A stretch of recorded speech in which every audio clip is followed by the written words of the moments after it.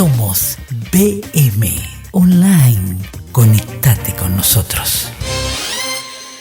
Y adentrarnos sobre el perfil de Lobito Martínez, que fue componente, entre otras orquestas, de The Aftermath. The Aftermath, la gran agrupación de la década de los 70 y parte de los 80. Y bueno, y también ese compañero de grupo y amigo, también personal, de Lobito Martínez, va a estar con nosotros, ya les decía, aquí. Es un talentoso músico, empresario, abogado, padre de familia y bueno, sabe mucho de show, de espectáculos y de agrupaciones musicales. Señoras y señores, aquí con nosotros en BM Online, Oscar Eliseche Martínez. ¿Cómo te va, Oscar? Hola Bruno, ¿cómo estás? ¿No sale tu micrófono? ¿Sale ¿cómo? o no sale? No. Sale. Hola Bruno. Más fuerte. O sea, te acabó la voz. No. Lo que pasa es que es temprano, ¿viste? Temprano. Bueno, temprano. pero ¿Cómo te va, de Oscar? todas maneras un honor estás? estar acá contigo. Igualmente. Todo lo que estuviste mencionando realmente me trae muchos recuerdos, tanto de nosotros dos como de Loito, que fue realmente un compañero, no solo un compañero, un gran amigo.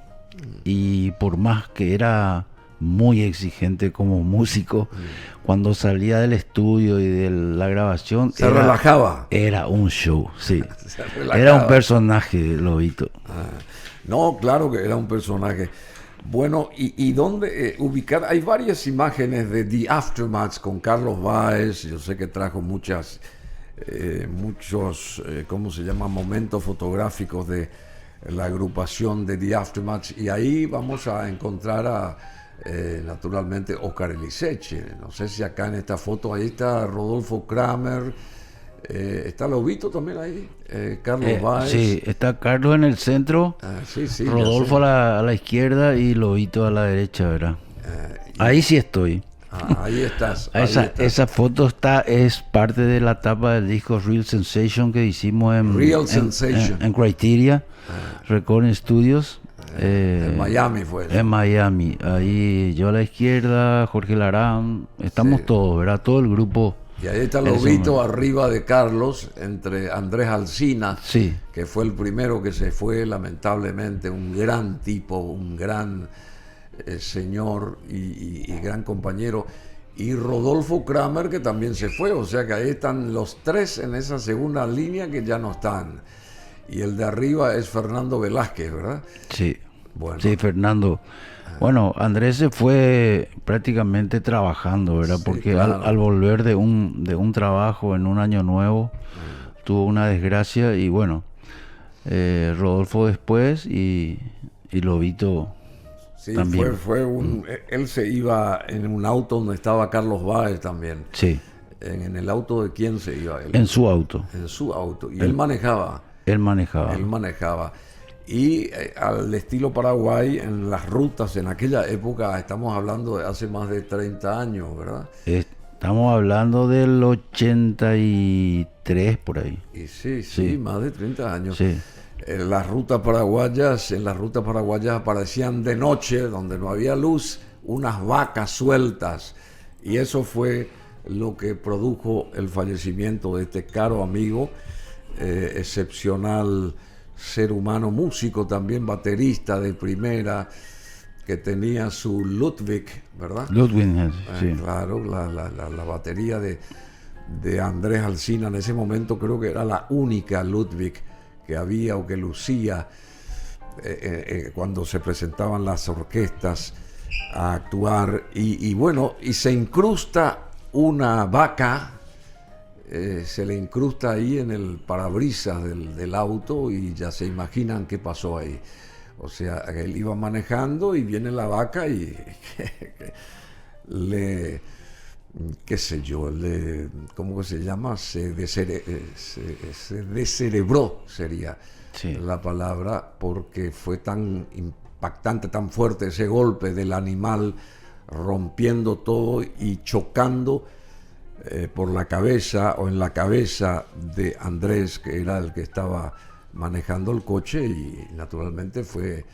Conte que él no murió ahí directamente, estuvo bastante tiempo, ¿cómo que se dice eso cuando estás tratando de... En coma. En coma, bastante tiempo estuvo en coma. Y Carlos Báez estaba ahí al lado. Sí. Se salvó, no le pasó nada a Carlos Báez. Se rompió el brazo izquierdo. Así se Sí, rompió el brazo izquierdo. Se Solamente rompió. eso. Solamente, bueno, pero estaba, y no sé si estaba medio adormilado, Sí, estaba así medio mismo. durmiendo. Carlos. Recostado hacia el otro lado. Hacia el otro lado, porque fíjate si estaba Sí. la cabeza de Carlos del lado de Andrés, ahí iba Chau. también. Así que fue un momento seguramente el más trágico de la era de los aftermaths en acción, sería Sí, más o menos. te cuento, Bruno, nosotros veníamos de tocar en El Dorado, yendo a Posadas, que era el segundo show. Y realmente fue un ómnibus que se cruzó, el que le atropelló a la vaca y le tiró al parabrisas de Andrés. Así fue. Y ahí ligó una patada de la vaca en la cabeza. El impacto le golpeó mal el pecho, le rompió el brazo a Carlos, pero la patada fue la que le descerebró. Estuvo un mes en el Migones, casi un mes, ¿verdad? En el Migones, y fin de enero murió, ¿verdad? Qué bárbaro. Todos pendientes nosotros acá. ¿El Dorado es en Argentina? ¿O? Sí, en la Argentina, un poquito más arriba. Y claro, porque en ese Posada. momento las orquestas se movilizaban en demasía, no solamente acá en nuestro territorio, sino en todos, en el entorno geográfico. Llamaban a las orquestas principales, por supuesto, a la Argentina, al Uruguay, creo que a Chile también, a Brasil, en fin, y acá a todos los lugares importantes de Paraguay. Y bueno, también es una pena esto que estamos relatando con Óscar Eliseche. Él está con nosotros. Óscar también es aparte de ser un destacado músico, es un empresario, bien decía, y él se metió en el mundo de los equipos, ¿verdad? Sí. Él tiene ProLight Sound Events, sigue siendo tuyo. O sea, ProLight. ProLight, sí. ProLight, claro, ¿verdad? Sí. Bueno, eso quiero que me refresque la memoria, porque EMSAT SRL también. Una empresa de rastreo satelital. De rastreo satelital, bueno. Y que se especializa en señalización GPS. Y hablando del GPS, creo que antes de ayer falleció una matemática de color que fue la que ayudó mucho a que se lance oficialmente en el mundo entero. Ahí está el GPS. La señora Gladys West falleció a los 95 años, matemática que ayudó a crear el GPS. Su trabajo matemático permitió que el sistema de posicionamiento global, originalmente llamado Navastar GPS, funcione con total precisión. Y falleció esta señora, 95 años, Gladys West. Y ahora aprovechamos y la recordamos porque esta EMSAT SRL es una de las empresas acá de Óscar Eliseche y especializada en señalización GPS. Bueno, y yendo al grupo The Aftermaths después, ¿qué nos podés decir de Lobito? ¿Cómo era? ¿Cuánto tiempo vos estuviste trabajando, tocando, digamos, y trabando una amistad con Lobito dentro del esquema de los Aftermaths? ¿Cuánto tiempo más o menos? Bueno, no solamente trabajando y compartiendo la amistad con Lobito, sino aprendiendo, Bruno. Claro. Porque Lobito realmente era un maestro, ¿verdad? Yo creo que si hubiese estado presente entre nosotros, hubiera estado tal vez un peldaño o dos peldaños más encima de cualquiera de los músicos que estamos acá Sí, claro, vivos por supuesto, todavía. Por supuesto, por supuesto. Por un lado. Por otro lado, yo entré en el 70. Yo estuve 9 años con él. 9 años. 9 años. 9 años. Él entró, creo que en el A 70. 9 años en los Aftermaths estuviste. Yo. No, está bien. Sí, Aftermath se creó prácticamente en el 70, en el 70 fin del 74 entró Lobito y mediados del 76 entré yo, ¿verdad? En vez de Johncito Baldwin, que se retiró para dedicarse un poco a la ganadería de su familia. Sí. Sí. Entré yo con Fernando Velázquez, que reemplazó a José Marín. Y un poco más tarde se unió Rodolfo, que se formó el grupo con el que grabamos todos los discos, ¿verdad? Con Rodolfo. Después de La Batalla, o After the Battle, ¿verdad? Que fue el primero. Sí. Y fueron 9 años que realmente compartimos mucho porque viajamos mucho, A ¿verdad? ver si ponemos imágenes del grupo, imágenes quietas, aunque sea. Ahí tenemos, por ejemplo, el primero que aparece ahí en la foto. ¿Quién es? A ver. Yo soy el último. ¿Quién es el primero? El primero es Jorge. Jorge Larán. Jorge Larán. En el medio está Lobito con remera negra. Él es. A su lado está Fernando, al fondo está Andrés Alsina. Yo estoy al fondo mismo, ¿verdad? Con una remera negra. Está Ricardo Candia también. Sí, no porque, lo mencionaste a Ricardo porque todavía. Ricardo perdón, yo me equivoqué. Realmente Fernando entró en vez de Ricardo, pero un tiempo estuvimos tocando todos juntos porque Ricardo pasó a ser nuestro operador de grabación en el estudio MATS, con una Ampex de 4 canales. MATS, sí. MATS. M-A-D-S. Apóstrofe S. De Aftermaths, ¿verdad? Y porque acá los Aftermaths empezaron a grabar acá, también en Asunción, y sus propios temas, y ellos estaban experimentando. Ahí tenemos una imagen también con los sintetizadores, y ahí está. ¿Quiénes están ahí en la foto? Eso ya es más nuevo, ¿verdad? Esa foto es ya cuando Ahí tenés. Cuando yo salí. Acá al costado. Ahí. Ahí ya está José Carlos, con José Carlos. Con el que yo toqué un tiempo. José Carlos Mendoza. Y también está Carlos Báez al lado. Sí. Y está, a ver quién más. Ya está Zenón también como guitarrista. Ya no está Fernando. Fernando y yo nos retiramos al mismo tiempo, ¿verdad? Sí. Yo me casé. Vos te casaste con Vivi Landó. Sí. Bueno, ¿y tenés cuántos hijos? 4 hijos. 4 hijos. Pero con ella tengo 2. Con ella tenés Y de 2. segunda administración tengo otras 2 nenas. Otras 2 nenas. Ahí están. La primera administración sería. Sí, ese es Oscarcito. Oscar, Vivi y Oscarcito. Bueno, a Vivi siempre le recordamos, estuvo por acá no hace mucho, estuvo por acá. También condujo programas nuestros acá en BM Online. Ahí tenemos algo de Vivi, salió hermosa. A ver si ponemos algo para recordar, por lo menos con el audio. A ver, aquel momento en que estaba Xuxa también desde Río de Janeiro, y desde Asunción estaba Vivi Landó Meyer. Así mismo. Hola, Bruno. ¿Cómo te va? Qué suerte. Y de rojo, me gusta. Sí, gracias por la invitación. Te quiero mucho. No, nosotros también a vos sabés que te queremos. Bueno. Vivi Landó de rojo Valentino apareció ahí también.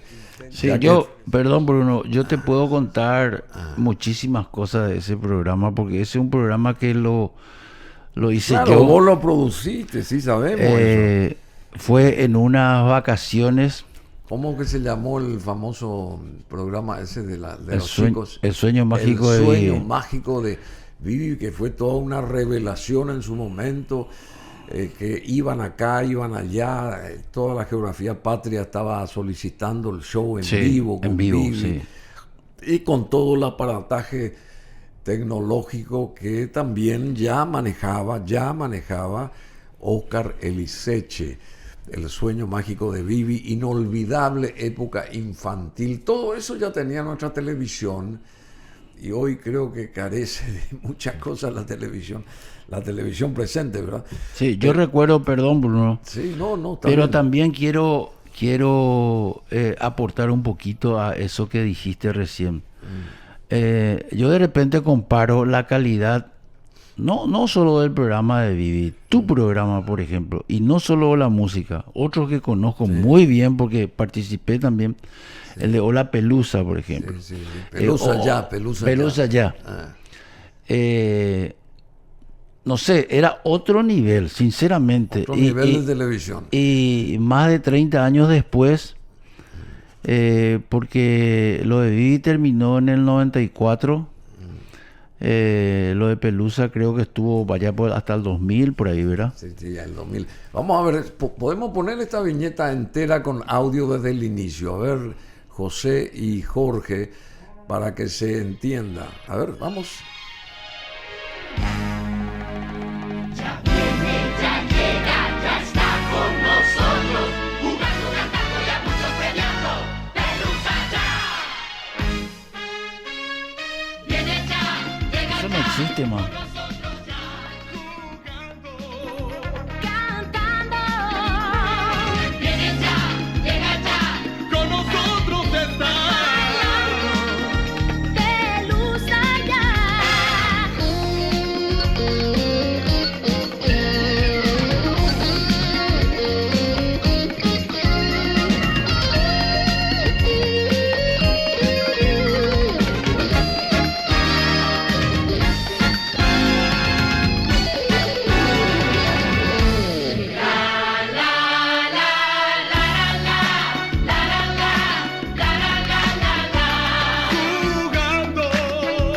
Cantando.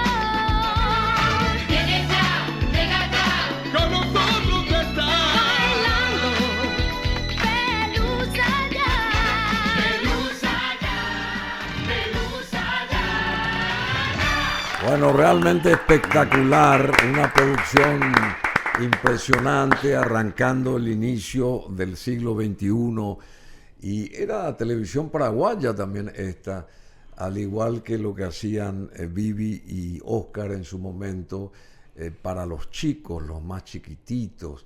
Había como una suerte de grata competencia entre las producciones del Sistema Nacional de Televisión y bueno, para mejor, ¿no? Es que entonces uno se esmeraba, se esforzaba y en general tenía otro nivel la televisión paraguaya y la gente no entiende cómo, y esto es televisión paraguaya, sí, esto es televisión paraguaya, pero bueno, eso no vamos a entrar en eso porque nos vamos a terminar y por ahí nos salimos peleando acá, pero no.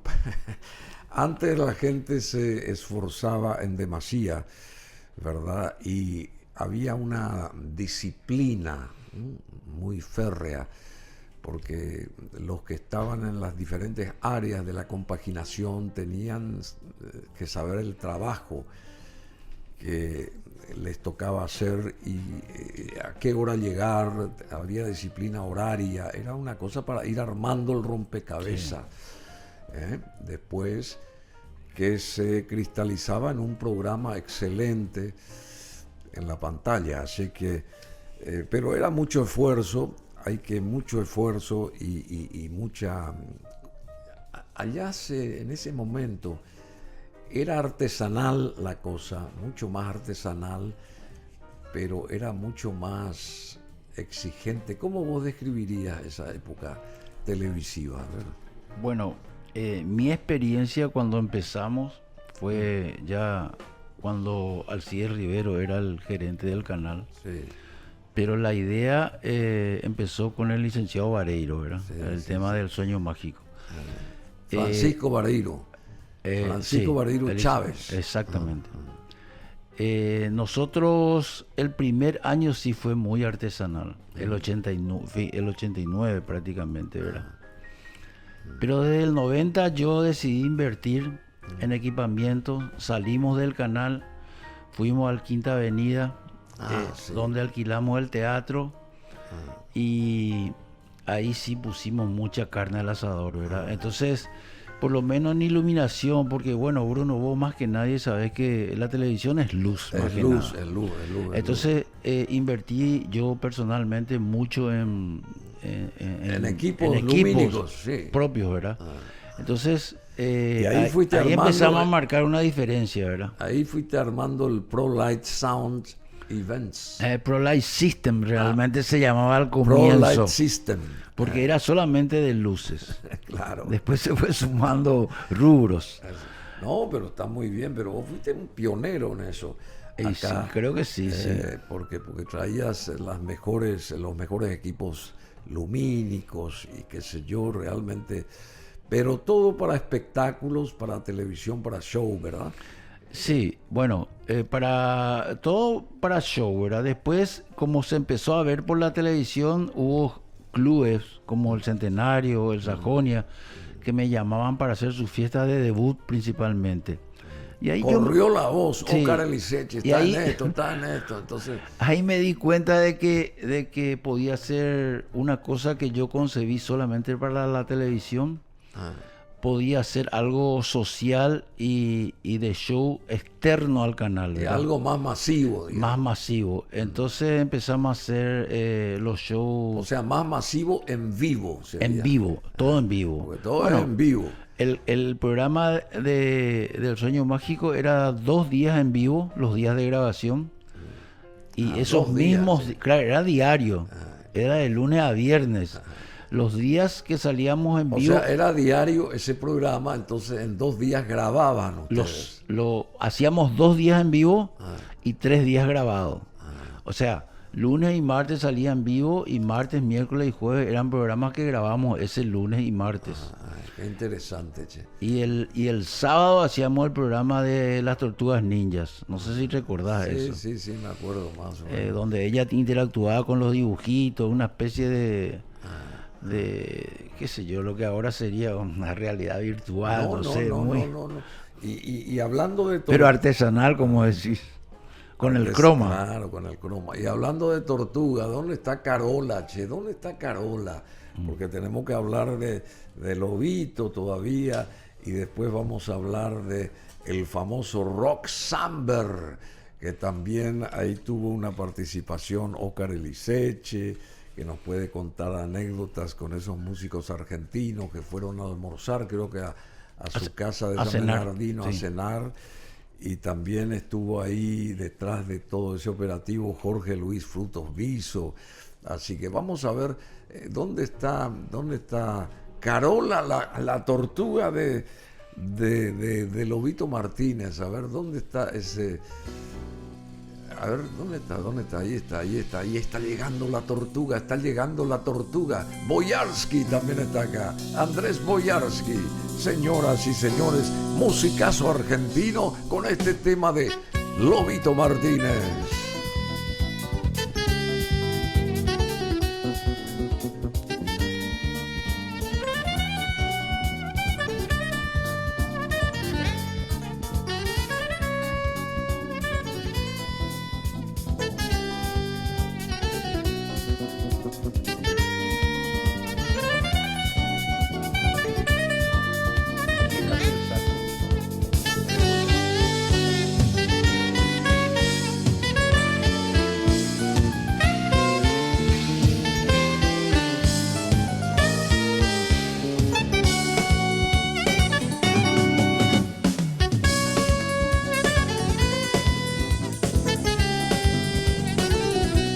Este tema es de Lobito Martínez, reiteramos, se llama Carola en homenaje a su tortuga, que en realidad era un tortugo, pero él ya había bautizado su tema como Carola y se quedó así. Bueno, aquí están estos grandes músicos argentinos, mientras sigue sonando el tema, que los voy a nombrar. Baby López Furst está en el piano, Adalberto Sebasco en el bajo, Luis Cerabolo en la batería, que toca una maravilla la batería, y Andrés Boyarsky. Él es el director y está en el saxofón. Aquí está sonando el saxofón. Y el grupo se llama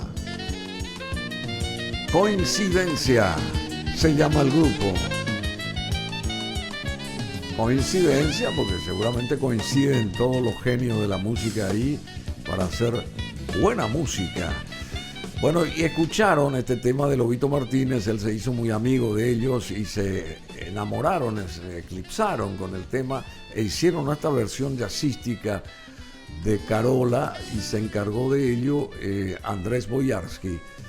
Estamos dándole manija a este tema porque es realmente impresionante, porque a veces uno habla de Lobito Martínez y solamente nos concentramos en la música folclórica paraguaya o algo de temas pop, digamos, pero como que nos olvidamos del jazz y de los arreglos de esta gente virtuosa. Bueno, y naturalmente también Lobito tuvo mucho que ver con el jazz, tuvo mucho que ver con todos los géneros musicales, evidentemente. Bueno, estamos con Óscar Eliseche, señoras y señores, 45 minutos de las 9 de esta mañana de jueves 22 de enero. Les saluda Bruno Masi, estamos acá en esta cabina de cristal y ya anticipamos lo de Rock Summer, por lo menos creo que el sábado pasado pusimos Rock Summer, ¿verdad?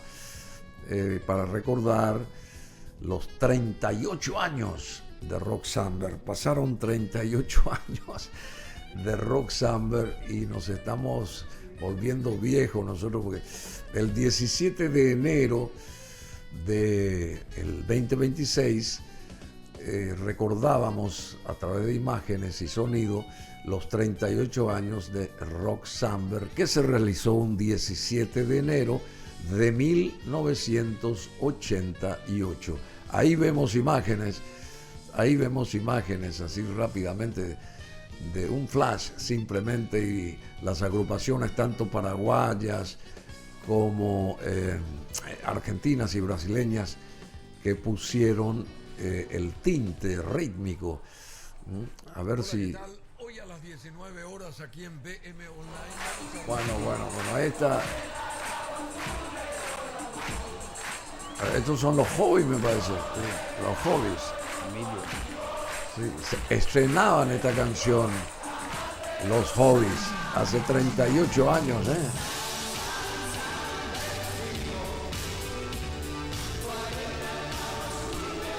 Bueno, pero yo le pregunto a Óscar Eliseche, que en ese momento era de los Aftermaths también, ¿cómo fue el andamiaje de Rock Summer? Porque vos estuviste detrás también organizando, no sé, ¿cuál fue tu misión específica, siendo músico también, naturalmente? ¿Cuál fue tu misión y qué hilos vos tocabas en ese momento ahí para lo de Rock Summer?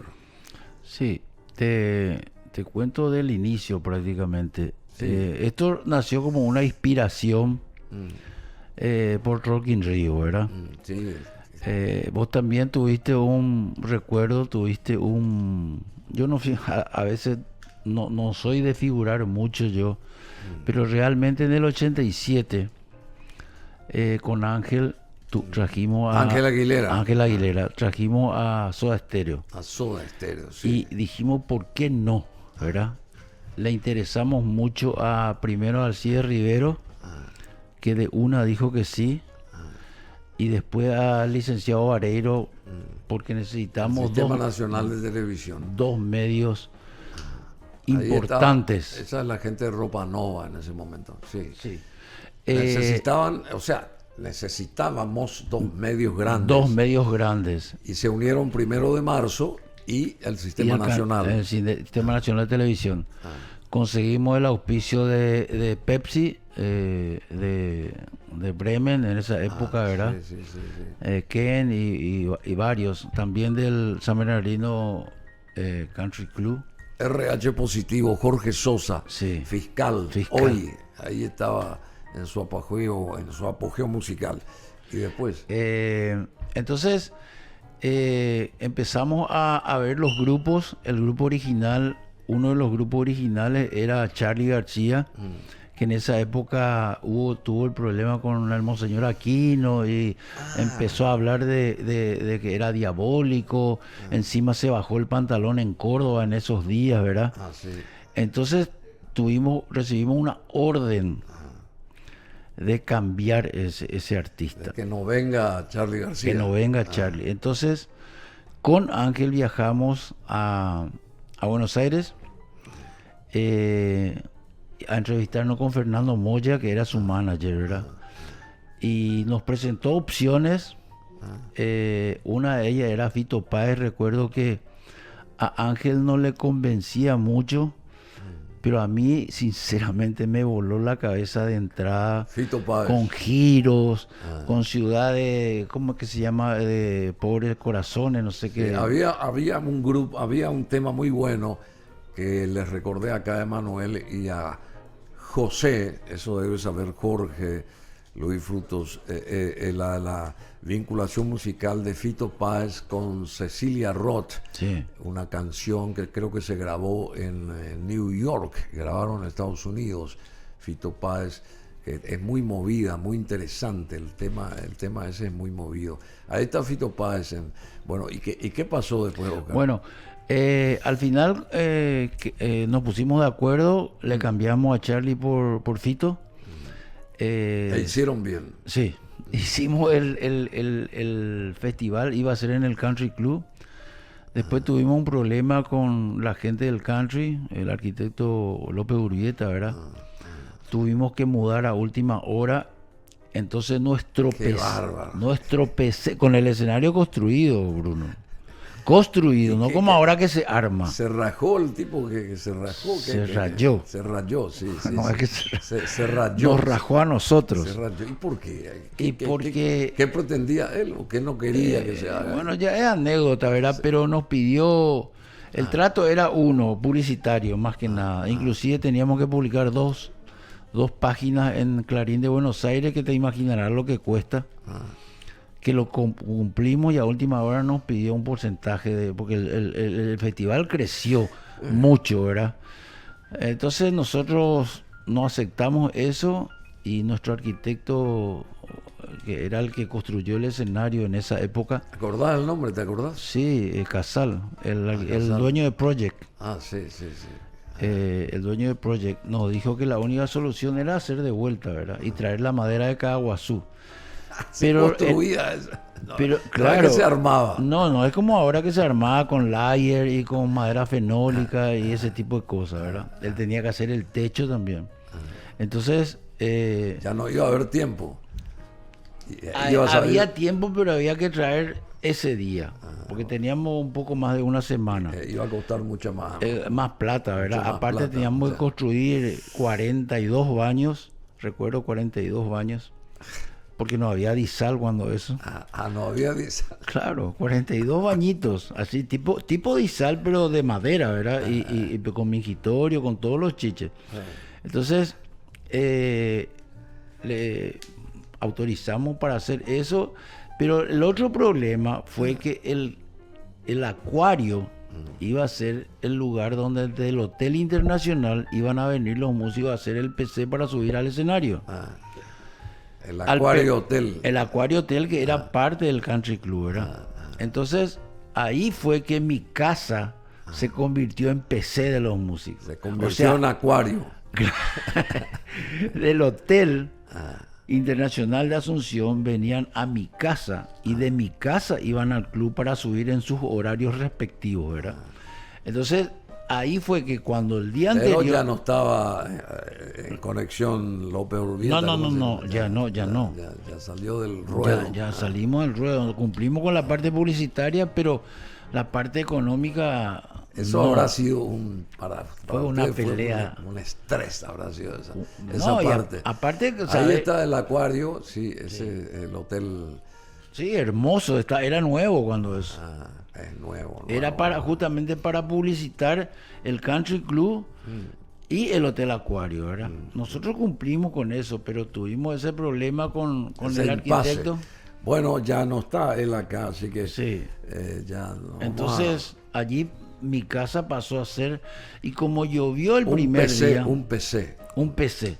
Y como el primer día llovió, entonces se hizo ese famoso asado y ese partido de fútbol. ¿Y quiénes estuvieron ahí? A ver, rápidamente. Ropa Nova. Ah, Estuvieron todos sus integrantes, claro. todos, Fito Páez, Miguel Mateo, y bueno, esos ¿Y tres. qué pasó con Miguel Mateos? Él no actuó en Rock Summer. Claro, lo que pasó fue que él ya tenía cerrado para el día siguiente. Se cambió de fecha, pues. Sí, en Posadas. Se cambió de fecha por la lluvia. Sí. Y su manager se llama hasta ahora creo que Mario Arena, nos dijo que era imposible. O sea, imposible, y todos no tuvieron problema en cambiar, pero, Sí, pero él no pudo. Se hubiera quedado ahí. Sí. Mateo, se hubiera- Pero vino después, ¿eh?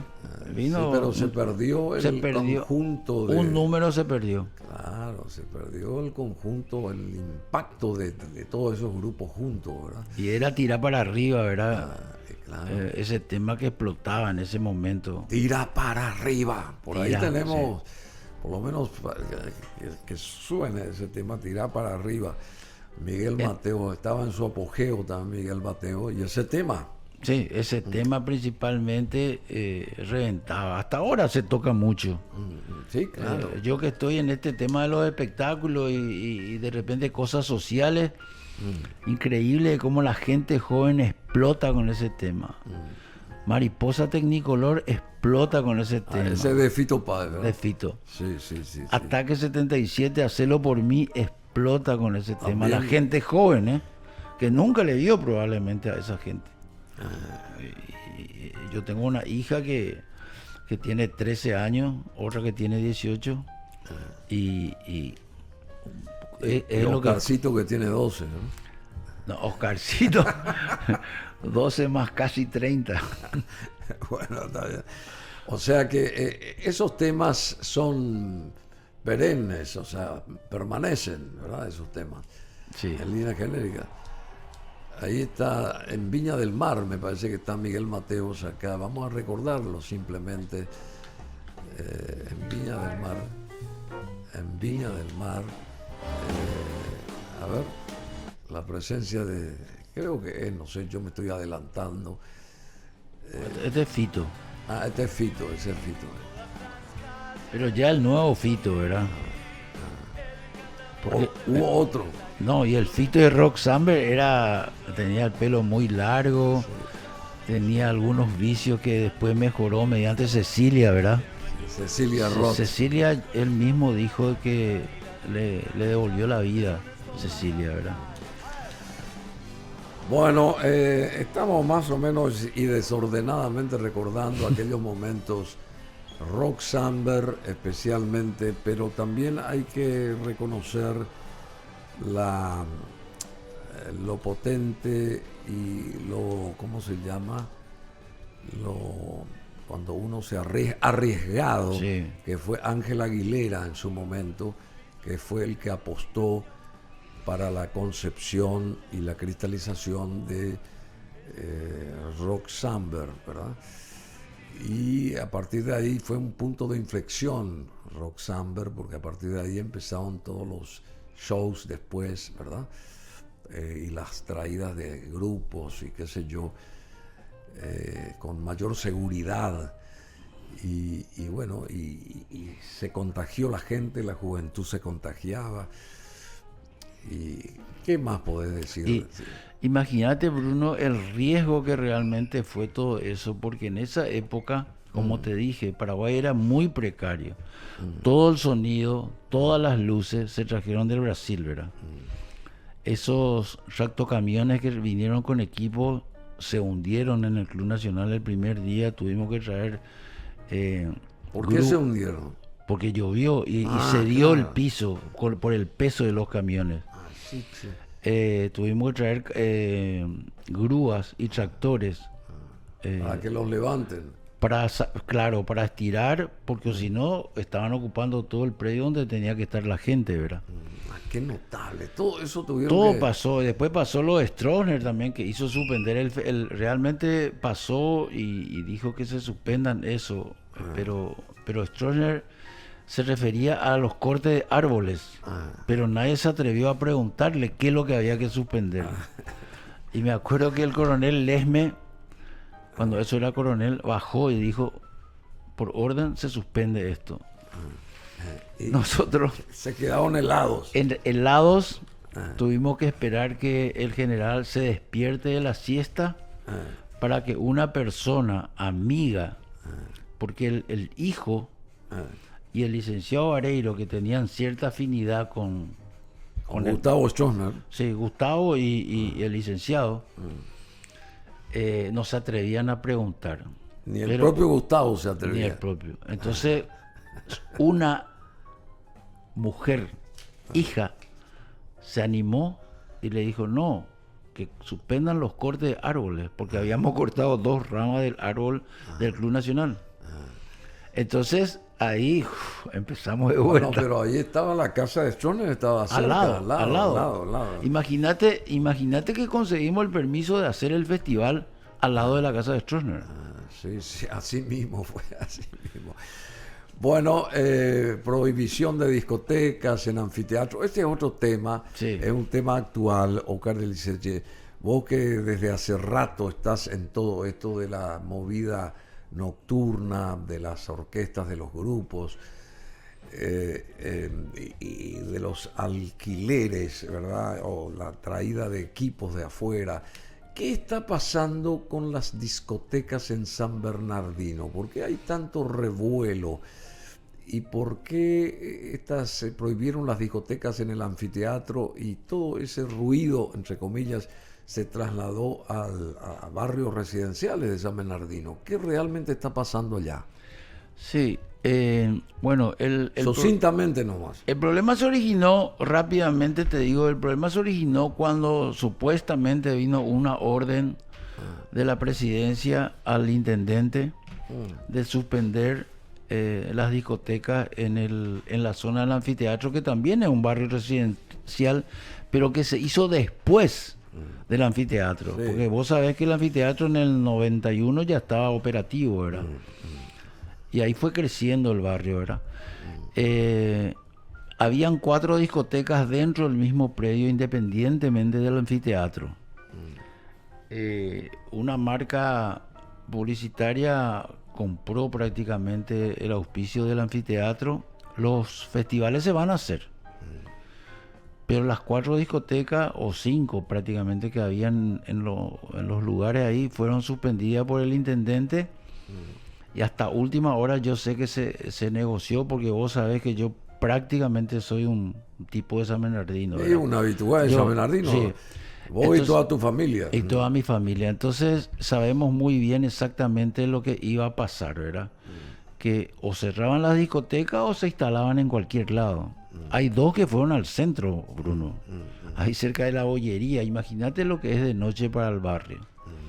Y para gente relativamente mayor que ya vive por ahí. O sea, es una tortura, ¿verdad? Es una tortura. Y bueno, ¿cómo está ahora la situación? Y está así. Está de esa manera. No se logró ningún acuerdo. Creo que este sábado se hace el primer concierto que va a crear el mismo movimiento, vamos a decir, de autos, supongo, ¿verdad? Creo que se va a hacer también el Reciclarte. Son varios shows que se van a hacer. Y ahí en el anfiteatro, ¿qué va a ocurrir? Eso, los shows, en el anfiteatro propiamente dicho, porque el predio del anfiteatro son 14 hectáreas, no es solo el anfiteatro. Sí, sí. Y en las otras hectáreas estaba la Diablada, que es, si puedo decir, Sí, claro. bueno, ya dije, pero que básicamente es un restaurante con vista al lago y qué sé yo, ese está autorizado. Pero las otras ¿Y discotecas... quién es el que negocia todo eso? ¿El intendente? El intendente. ¿Por qué tiene tanto poder en ese aspecto el intendente? Y aparentemente por respaldo de arriba, ¿verdad? Respaldo de arriba. Pero Pero ¿y por qué ese la respaldo Junta de Municipal, arriba? la Junta Municipal se opuso, Y salió en contra. pero él consiguió de que no haya quórum. Entonces nunca se pudo hacer oficial la oposición y el veto de la Junta Municipal. Entonces está así, ¿verdad? Las 4 discotecas están muertas ahí, están desperdigadas por la ciudad. Qué lástima, che. Hay una que está camino alto, que es la que más Más arrastra. porque está un poco más Retirada. alejada, sí. Pero las demás están funcionando muy apretadas ahí en el centro, ¿verdad? Bueno, es una pena. ¿Y por qué tiene tanta fuerza este intendente de San Bernardino? ¿Por qué no? Porque al final de cuentas, armando un bolonqui dentro de la propia ciudad es también un dolor de cabeza para todos los veraneantes y todos los que viven ahí en San Bernardino. Emigdio Ruiz Díaz. Ruiz Díaz. Emigdio Ruiz Díaz es el intendente. Yo te cuento, Ahí está en la esto es pantalla. una improvisación monstruosa, Bruno. Como siempre. Porque si a mí, dueño de discoteca, en abril o mayo me dicen no se va a habilitar el anfiteatro como centro de discoteca, yo me preparo. Pero esto empezó en diciembre. O sea, la gente no tuvo... Plena época de las fiestas. Claro, de montaje, ¿verdad? Sí, claro. Porque la discoteca está montada hace 10 años ahí. Entonces, es imposible comunicar publicitariamente con la gente, es imposible construir algo más o menos rescatable, vamos a decir. Entonces, sí. eso, la improvisación y la orden de última hora es el gran problema, porque yo creo que la gente que está con este tipo de actividad hubiese salvado si esto se comunicaba 6 meses antes, por decir.